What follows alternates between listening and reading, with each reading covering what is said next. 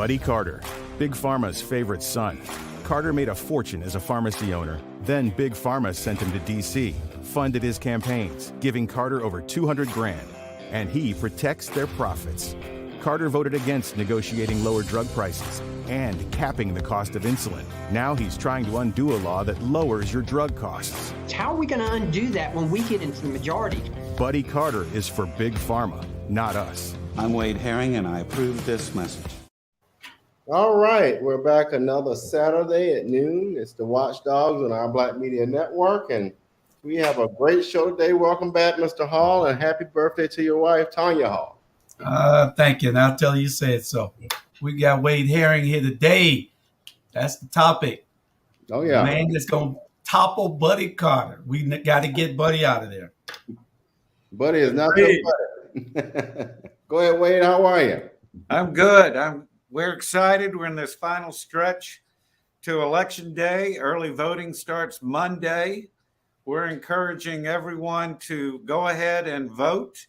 If you can vote in person, vote in person.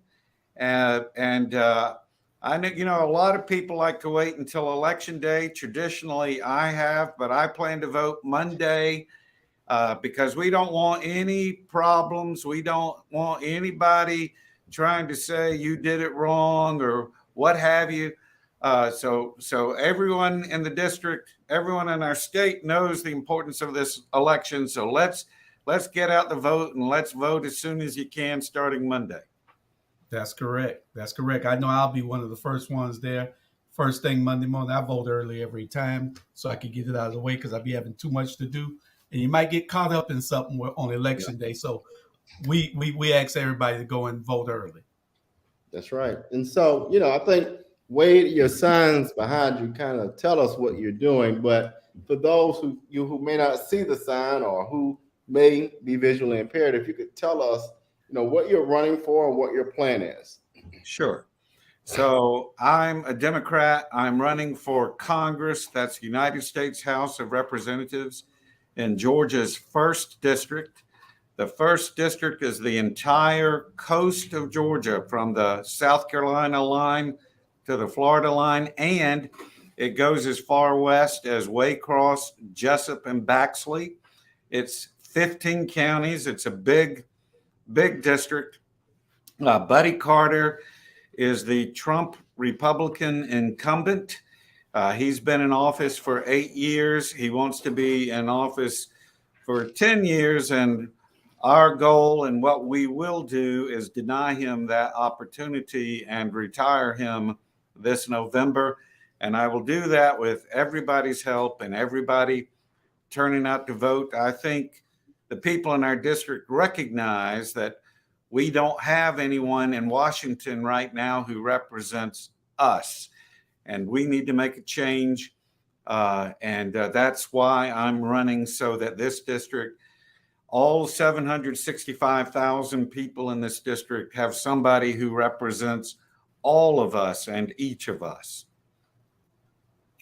Awesome. So what inspired you to run, Wade? Well, tell us why you figure, we know Buddy Carter is this figure out there that everybody says can't be beaten because of the voting makeup of the rural counties. So what inspired you to go after this position? Sure.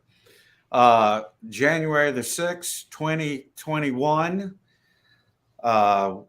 there was a violent insurrection in the Capitol.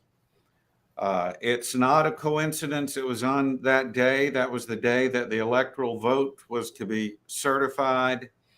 It was clear to me that day it was premeditated. It was organized. There was nothing spontaneous about that. And we know more clearly now that indeed it was organized. It was planned ahead of time. I could not believe that something like that would happen in our country. Left work early that day, something I rarely do, and my wife and I anxiously watched television that evening to see what would happen to the future of our country. And the camera went over to the House side, and there 6 representatives from the state of Georgia stood up to vote to overturn the election. Right on the front row was Buddy Carter, standing next to Marjorie Taylor Greene. Buddy Carter, every member of the military, every employee of government takes an oath, a sacred oath, to protect and defend the Constitution. That's the House of Representatives' primary job. And he failed to do his job. He broke his sacred oath. He broke his promise. And I knew then that I was going to have to do something. And that something turned into running for Congress and being the Democratic nominee to stand up and to hold him accountable and to remind the people of our district, it doesn't have to be that way. We can put somebody in office who respects our Constitution, who respects our elections, and represents all of us. You know, what you're talking about, Wade, is something we hear a lot of times, and a lot of people become frustrated with what they see at local, state, and federal levels of government. And so your response to this is really critical and important, and that it demonstrates that we can't just sit on the sidelines and complain. We've got to advocate. And so with that, tell us your perspective about being involved and advocating for your constituents when you are elected. Okay. Well, I'm a lawyer by training, so I've spent a career listening and learning to people, and I will continue to listen and learn, and I've done that on the campaign, listen and learn. And then, though, you got to act and you got to help solve problems. It's not you got to turn that listening and learning into action and legislation and votes. Voting rights. We've got to make sure our voting rights are protected, and I want to make sure the John Lewis bill gets passed. Women's reproductive rights and their right to choose. We've got to make sure that gets protected by law. Mr. Carter wants to criminalize abortion without exception, including no exception for rape, incest, or life of the mother. That's not just wrong, it's dangerous, and it's cruel. And more broadly, affordable, accessible health care for all of us in the district. We know about underlying conditions now because of the pandemic in our part of the world. That's obesity, hypertension, and diabetes. We can do a better job of managing those conditions and preventing them so we live longer, healthier lives, and we bring down everybody's healthcare costs. Mr. Carter opposed the ability of Medicare to negotiate drug prices, opposed the cap on insulin for our seniors, opposed the out-of-pocket cap for our seniors. And as pointed out in the ad that my campaign has produced and put up on television, he said he wants to reverse those successes that we owe thanks to Reverend Warnock and Senator Ossoff, among others. But Buddy Carter has said out of his own mouth, he wants to reverse that, and he's especially interested because he's a pharmacist in raising drug prices. So voting rights and healthcare would be at the forefront of what I'm advocating for the people of our district. There are other issues, but those are the two top priorities for me. Okay. Well, we know Buddy Carter supported many interesting aspects that are very concerning, and the election deniers. Those guys, and they're popping up all over the country now. These elections, a bunch of them are running for office, and and we have to be able to get candidates such as yourself in the office, because if we don't, then we have people that'll nullify elections if their candidate, if their party doesn't win, or if their candidate of choosing doesn't win. So we got to get people in there that's want the country to continue to be a country that the world can look at.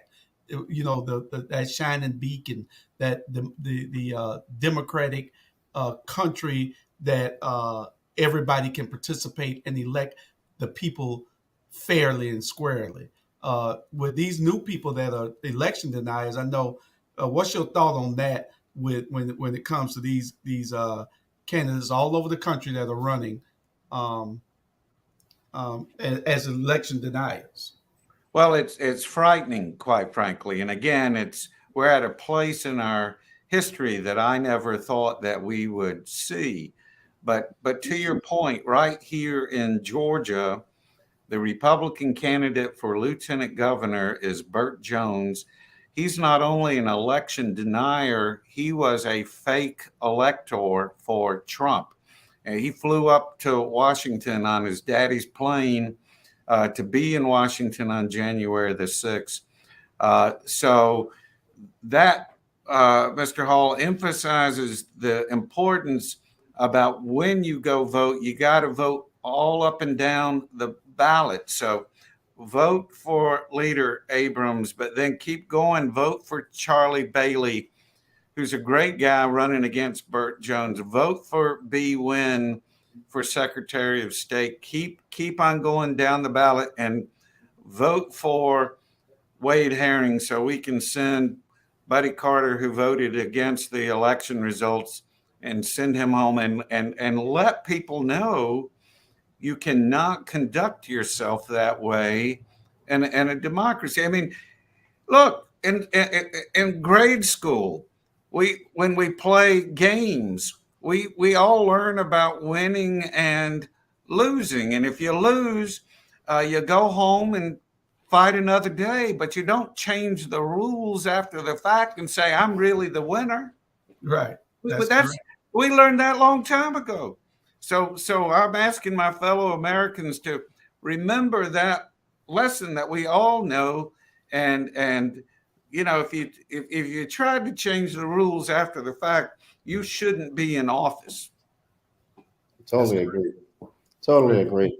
And we're going to shift gears and talk about, and I'm sure Julius will agree, there are a lot of things that personally impact all of us in the congressional district in the state of Georgia.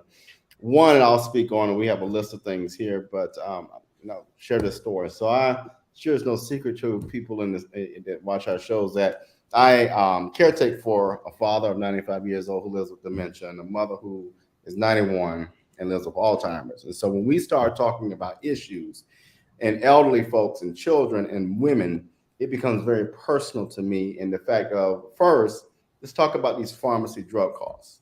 That's the first part of it. So it really amazes me that the level of care, right, and the pharmacy costs just to get certain medicines for folks and how astronomically the prices are.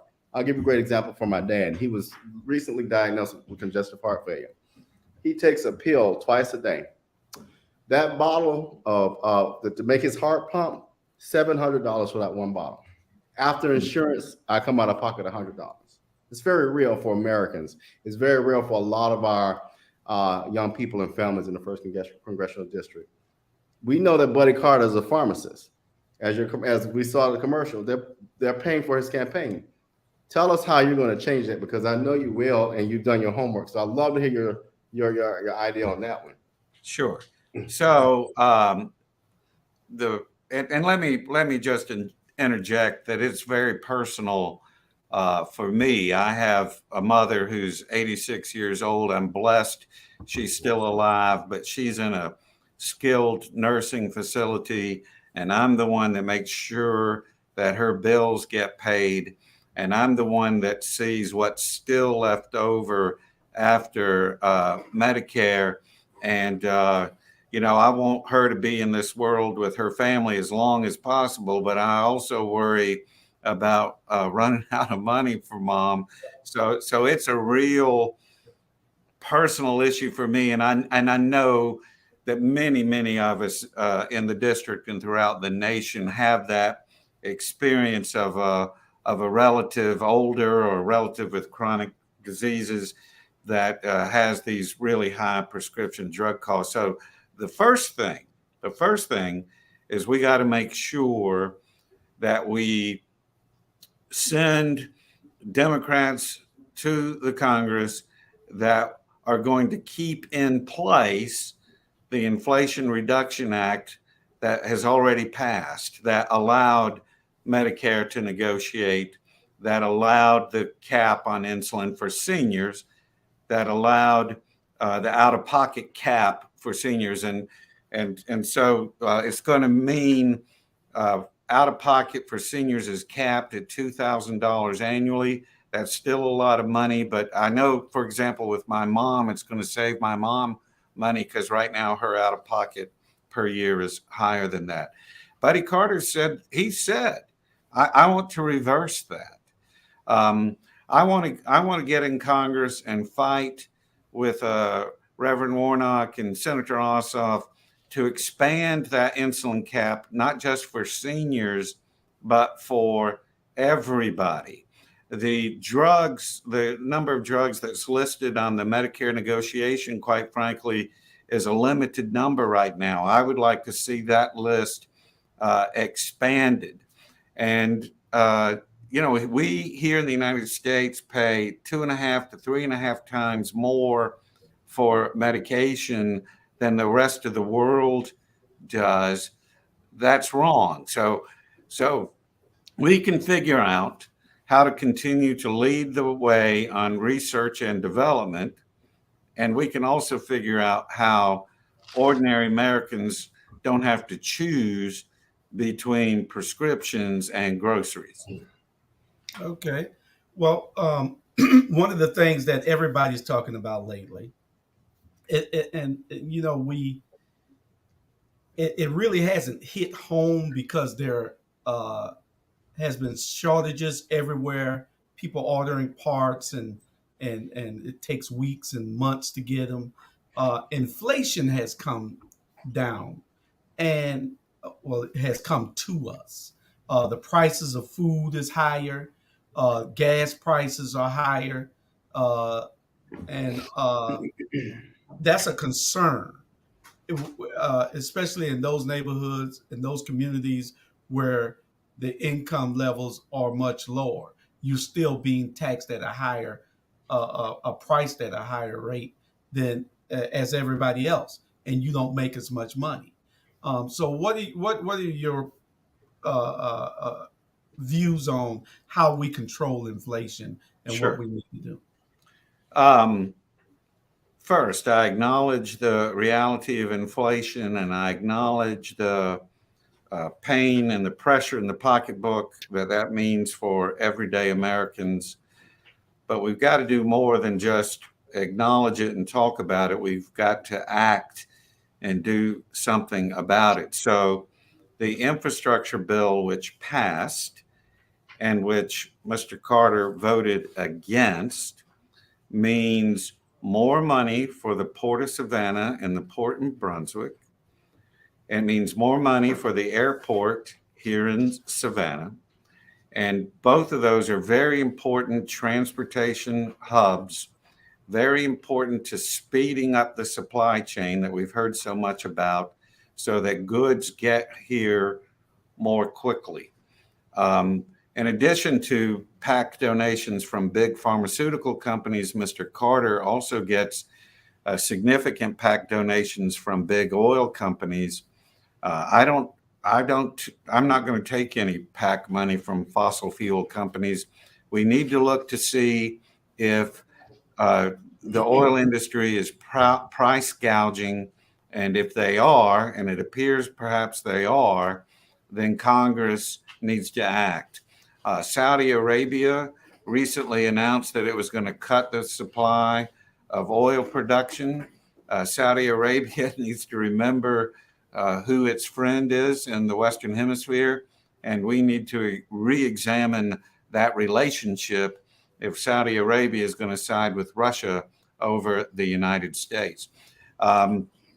The CHIPS bill, which will bring chips manufacturing back to the United States. Again, we won't have to wait for chips to come from China. They'll be made here.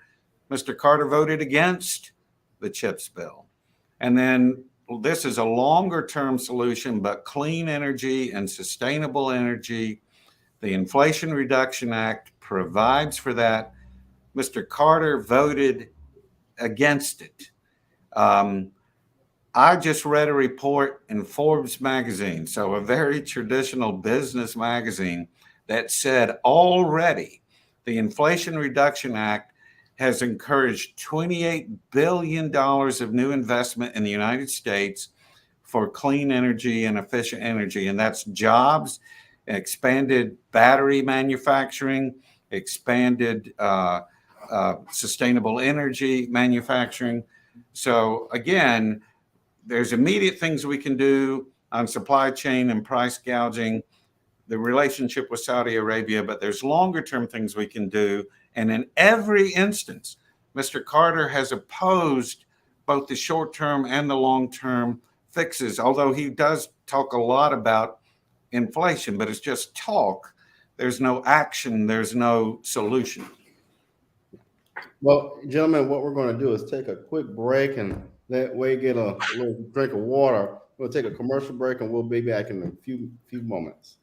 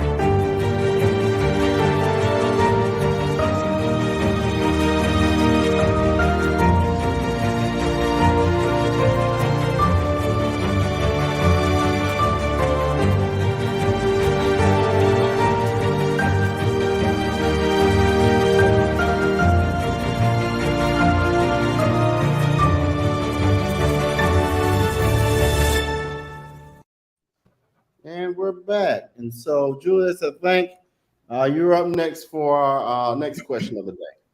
Well, one of the other issues, I know that we briefly discussed it, and we want the women out there to really understand that you're on their side.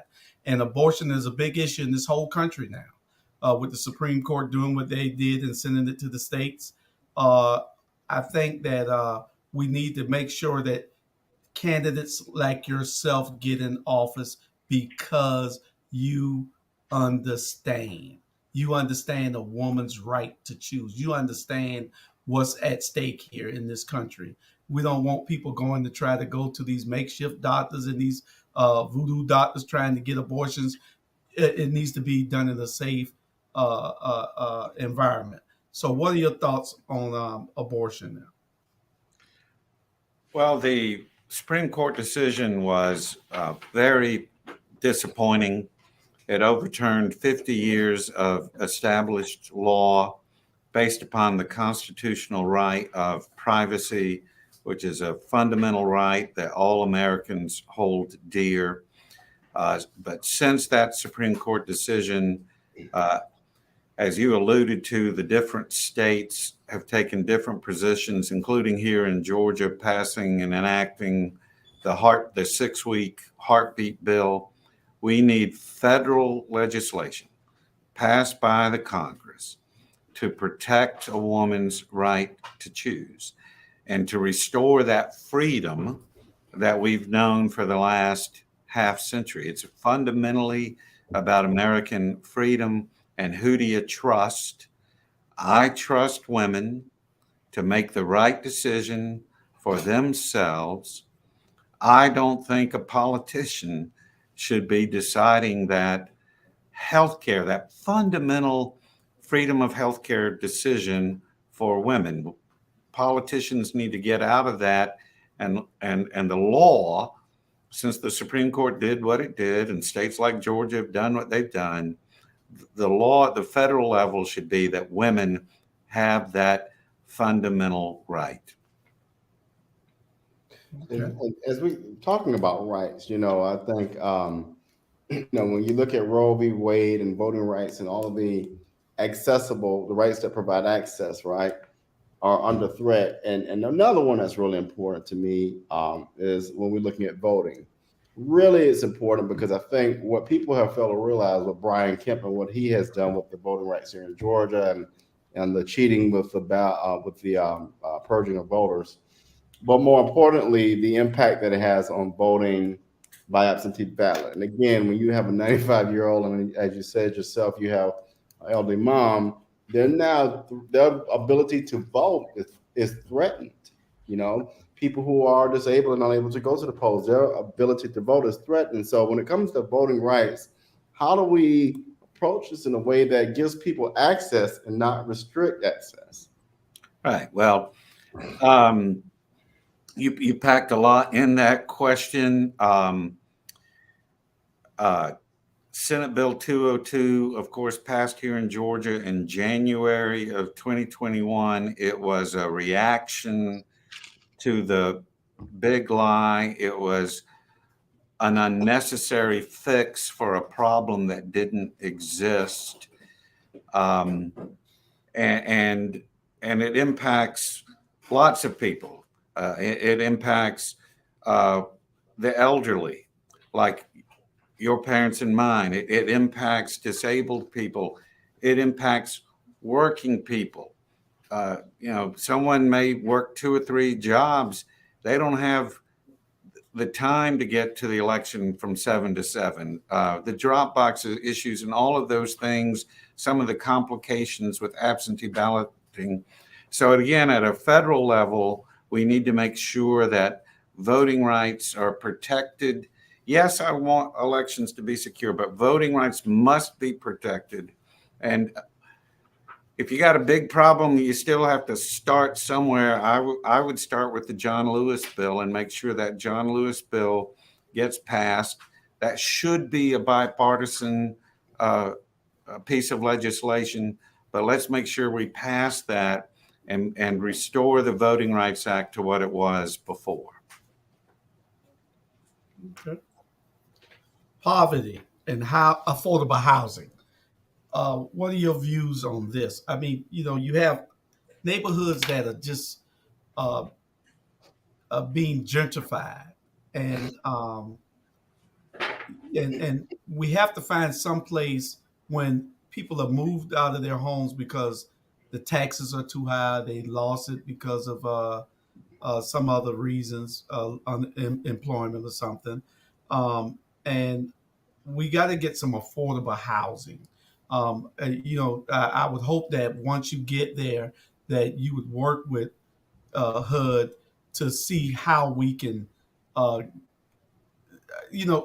get back to where we used to be, where we can get people of low income affordable homes, affordable housing, because you don't see that anymore. Back in our day, we saw that, but now you see they're getting away from that. They had Section 8, but Section 8 vouchers, and it's a waiting list out of this world.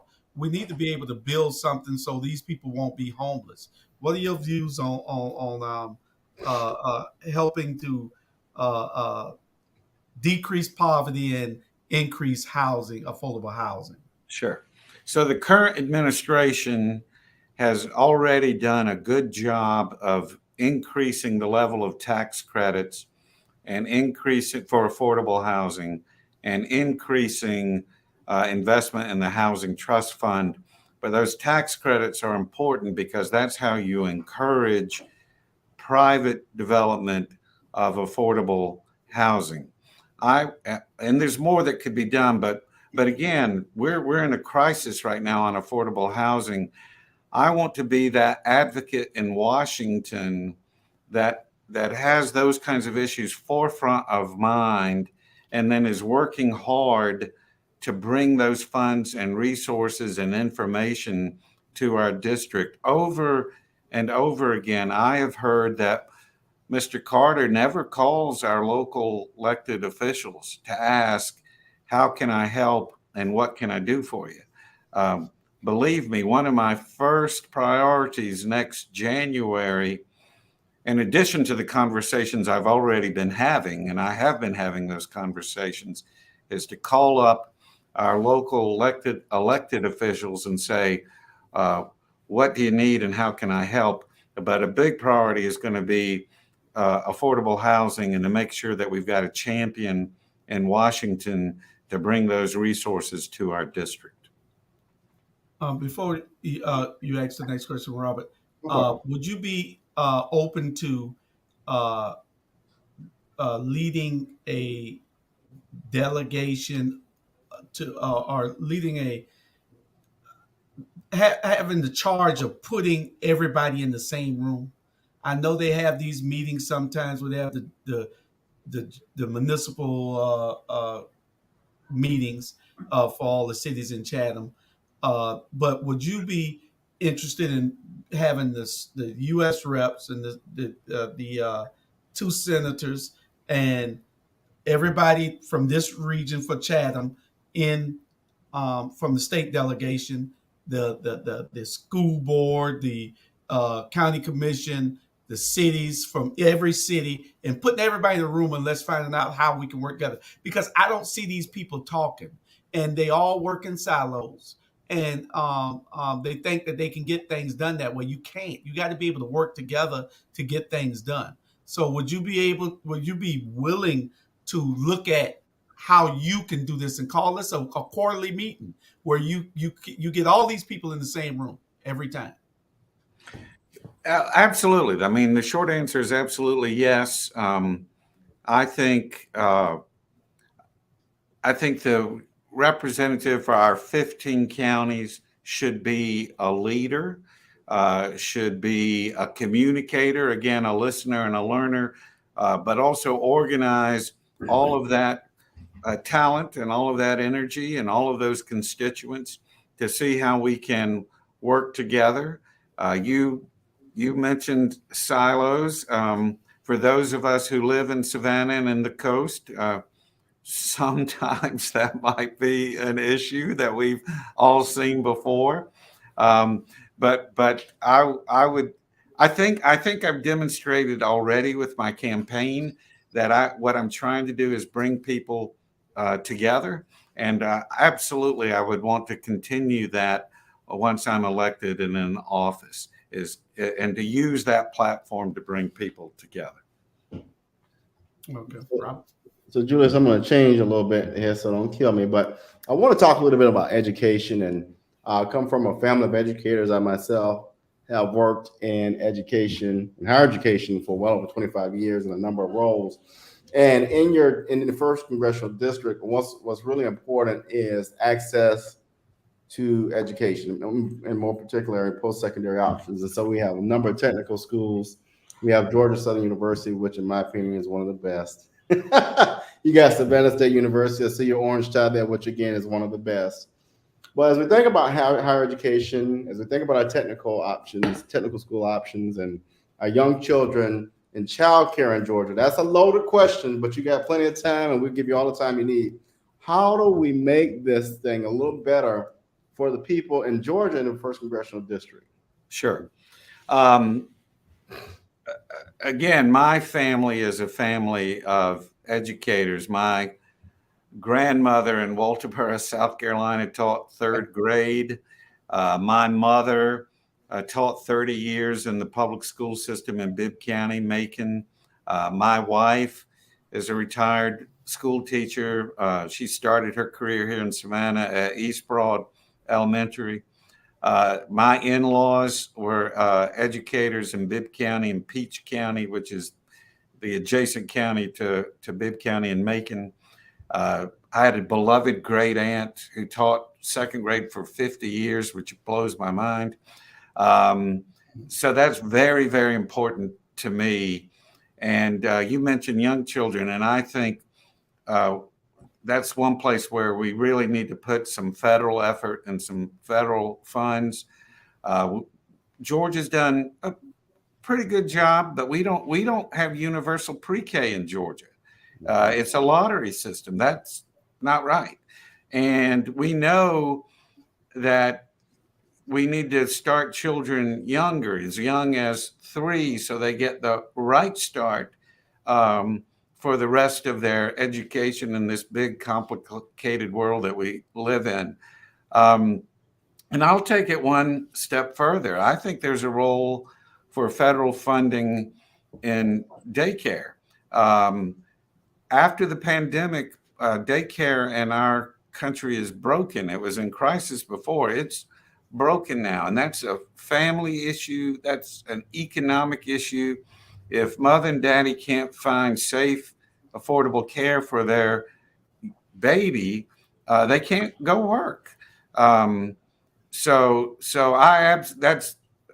education, particularly for young children, is something that I've talked about consistently from the very beginning of this campaign, and that I will continue to fight for. I recently spoke with the superintendent of Chatham Schools, Dr. Levette. She's got a pilot program for 3-year-olds, but it's dependent upon a grant from a private company. And of course, the problem with grants from private companies is they run out, right? So we need to do a better job nationally to invest in education, particularly for young children. And I use the word invest very, very intentionally, because Mr. Carter is going to talk about reckless government spending. The man who made his money off of Medicare and Medicaid selling prescription drugs to nursing homes. But he's going to talk about reckless government spending. I'm talking about investing in the long term for this country, for our children and our children's children, so that they have the promise of America that the 3 of us had. Some promises have been broken. We need to do a better job. But education is a fundamental way that we invest in the future of this country and that we transform lives. And if I could, Julius, I'm glad you said that word investment, because we're either going to invest in children and developing them on the front end, or our investment turns into a prison investment on the back end. And let's talk about the economics of that. It's been a while since I've done the research on how much it costs to incarcerate somebody in the state of Georgia. And people play all kinds of games with these costs. But the last time I did the research, and this was a while ago, it cost $56,000 a year to incarcerate someone in the state of Georgia. That's a great college education, $56,000 a year. Right. So let's be smarter about how we use our precious resources, and let's be smarter about how we invest and take care of people. So we're dealing with those things on the front end and not on the back end. And I'm so glad you brought up that example, because it's healthcare, it's education, it's so many things. Let's address things on the front end, or we're going to be paying for broken on the back end. That's right. Okay, we're going to do this real quick. We're going to play this commercial one more time, and then what I want to do is, after we come back from your commercial, ask you about military veterans, because what happens is that the military, I have a bunch of military friends who say they vote Republican. They don't care who it is. They never look at what the issues are or anything. They just vote Republican because that's who gives them raises. So while we go to this 30-second commercial of yours, be thinking about what we're going to talk about on, you're going to tell the military families and veterans. All right? You got it? Oh, you got it. I got it. I got you. Buddy Carter, Big Pharma's favorite son. Carter made a fortune as a pharmacy owner. Then Big Pharma sent him to D.C., funded his campaigns, giving Carter over $200,000. And he protects their profits. Carter voted against negotiating lower drug prices and capping the cost of insulin. Now he's trying to undo a law that lowers your drug costs. How are we going to undo that when we get into the majority? Buddy Carter is for Big Pharma, not us. I'm Wade Herring, and I approve this message. Awesome commercial. Awesome commercial. Thank you. So address those military veterans and those military families on why they should be looking to vote for Wade Herring. Sure. We talked earlier about certain issues being personal. My dad was a captain in the United States Army. He was in artillery. He suffered a hearing loss because of that. And in his later years, he had to fight to get the help from the VA that he needed for his hearing aids. My father-in-law served in the United States Army and then was a career Army Reserve. I've had other relatives who served in the military. Right here in our district, of course, we have Fort Stewart, Hunter, and the naval base at Kingsland. And because people come to this area when they're in the military, they fall in love with this area and they retire here. So we have a lot of veterans. I'm very well aware there are two things. I believe in a strong military because that keeps the peace, but our men and women in uniform need to be taken care of. We should never hear about men and women in uniform having substandard housing on base. We should never hear that our men and women in uniform are having to get assistance or go to a food bank because they can't afford groceries. That's wrong. So we need to address that. And then our veterans need to get the healthcare benefits and other benefits that they've earned through their service. And this is so important to me that when it comes time to request a committee to serve on, I'm going to request to serve on the Armed Services Committee. Doesn't mean I'll get it, but that's going to be my ask, because I recognize how important the military and veterans are to this district and to the families of this district, and I want to make sure they're taken care of. All right. Yeah. Well, and so Wade, I want to share something with our viewers, and I'm going to talk about marginalized communities. And in the first congressional district, we have a number of communities of color, especially African American communities. You were down in Ware County. You're well aware of what's going on down there. We got a young brother down there doing some great things. Primus Evans is doing some good things. But all of the issues we've talked about kind of impacts those marginalized communities.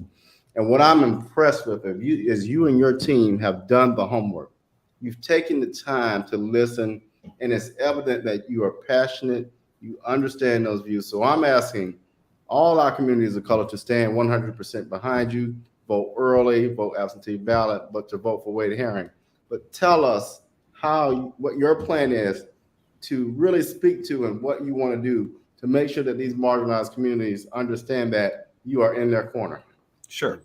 Well, during the campaign, I've made an effort to, quite frankly, just show up, to be in church, to be in neighborhoods, to be at neighborhood associations. And as I've listened and learned, one of the things I've heard is, well, we won't see you again until next election. And let me say very plainly and very clearly, I'm going to be back. I'm coming back. You're not going to have to wait 2 years. I'm going to be back. The Black Chamber, whatever it may be, I'm going to be there because I want to continue to listen and learn. That's who I am. And then the things that are important to me, voting rights.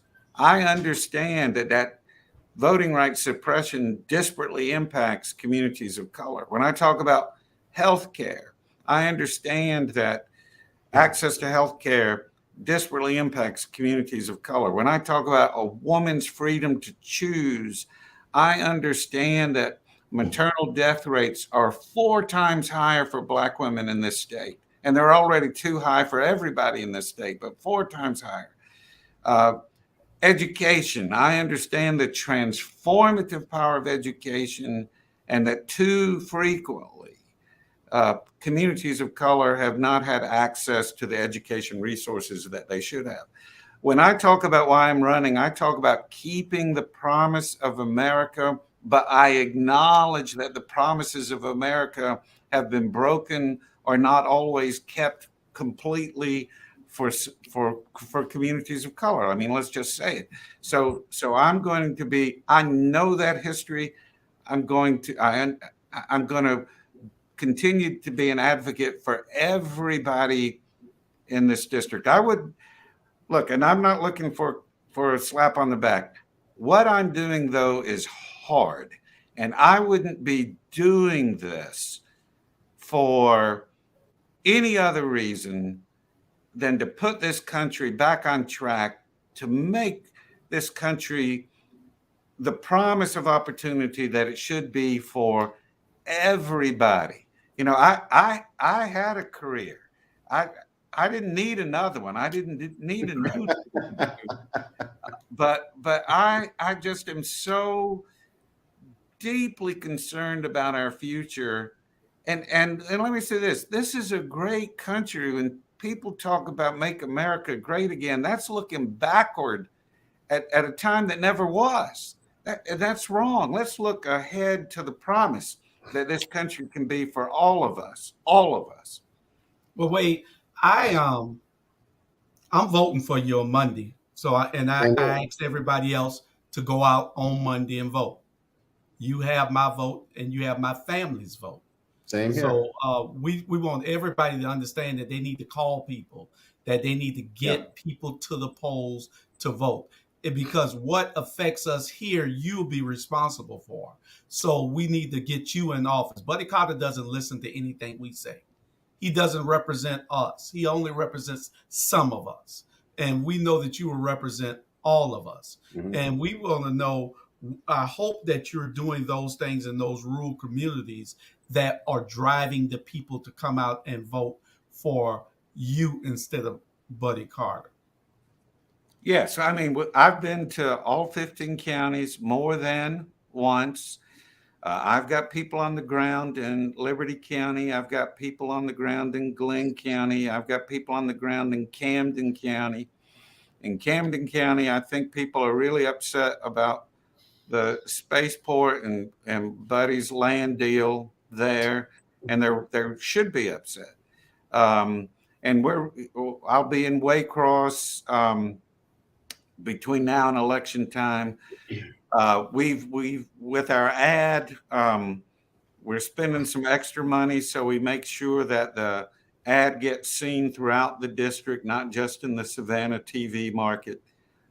So I'm doing everything I know how to do to reach out and to get the message to the entire district and to let people know across the entire district, you've got a choice between doing the right thing and doing the wrong thing. Now, for your listeners, though, here in Chatham County, the whole district is important. Yeah. But Chatham County is really, really important. Yeah. So folks in Chatham County gotta step up to the plate and help me get across the finish line. That's correct.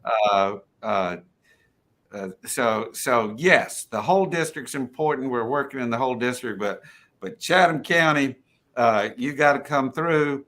And look, both candidates are from Chatham County, and I feel confident I'm going to win Chatham County.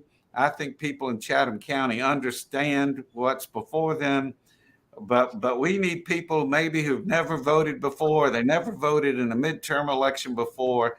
I need those people to go vote, because that's how we assure ourselves that the right thing happens in November. But you're exactly right. I think the last major, what I call a major election, that's when Daniel and I were on the ballot.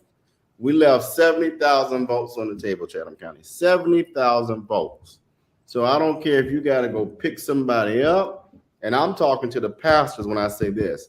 Get your church vans out, fuel them up, pick up people, go to the hoods, and get folks to the polls. We got them registered. Let's get them to the polls. and vote down ballot. So what does down ballot mean? Everywhere you see a D, a Democrat, ignore incumbent, look for Democrats and vote Democrat down ballot. It's the difference between your life and death. And what I mean by that, as I mentioned earlier, Julius and Wade, that heart pill that my dad has. If we didn't have that money, he'd be dead. That one vote can protect the cost of that medicine. So are you going to make the right decision to sit home and be lazy, or get out here and protect your life? As simple as that. We got about 5 minutes left. And my question is, who would want to vote for a guy named Buddy in this type of world these days? You're so messy. I don't trust anybody with a nickname like Buddy no more. Wade is my man. So everybody go out and vote for Wade Herring. That's what we have to do to change things in this country. So well, thank y'all very much. I appreciate it. Again, the campaign here is working hard. We're excited. The feedback we're getting is very energizing, and we're getting noticed. I mean, the Atlanta Journal-Constitution is noticing this race. Georgia Trend magazine is noticing this race. The Savannah Morning News has started paying attention to this race. I want your listeners to know there are going to be 2 debates next week. Okay. October the 18th, the Atlanta Press Club, for the first time in decades, has picked up this race to include in the debate lineup. That'll be on Tuesday, and Georgia Public Television will carry that, and I'm sure there'll be a link that you can watch if you can't watch it live. And then on Wednesday, October the 19th, WTOC is going to have an in-studio debate.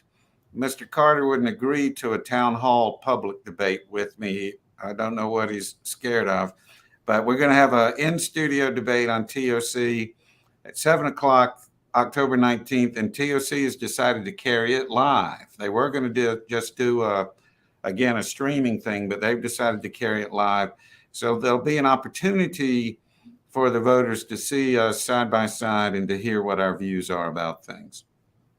Well, we're standing in confidence with you, and I think I'm going to come by and pick up signs and make sure the 5th district of the county, of Chatham County, takes care. We're going to make sure that we got signs everywhere. So, Julius, any closing thoughts before I play your final commercial? If I don't play his final commercial, Wade, I'll get in trouble. Well, no, I just wanted to make sure that Wade has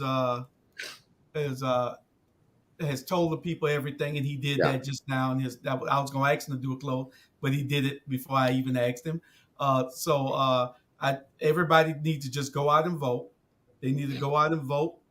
You can't vote but once, but go out and vote, and because we don't need those election deniers saying anything. So go out and vote, everybody. And we look forward to having you in. One other thing that I'd like to tell you, though, no matter what the outcome of this election, Mr. Herring, when it is over, we have a sit down, and you, me, Robert, Nick, we all need to sit down and have a conversation. All right. Well, thank you for this opportunity, and thank you for your support. And folks, let's get it done. Early voting starts October 17. Election day is November the 8th. Wade Herring for Congress, and we're going to make history. We're going to make history and change this district and keep that promise of America for the people of the 1st District. Let's go, Wade. All right. All right. See y'all. Go ahead, Rob.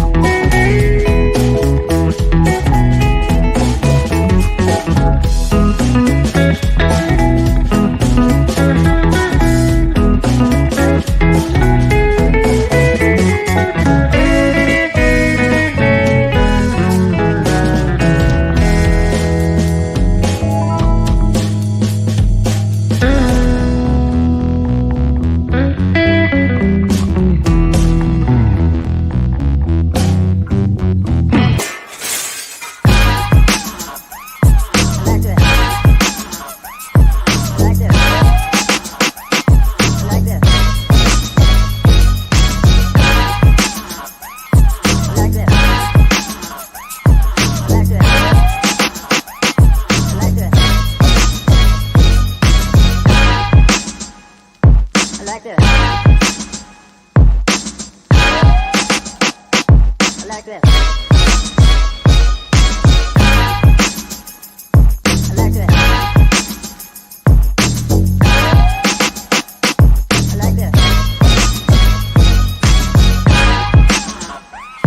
I like this. I like this. I like this.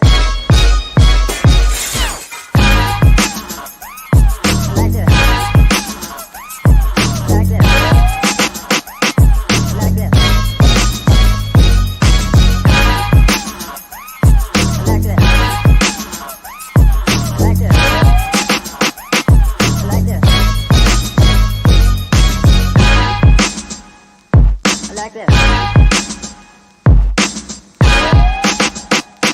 I like this.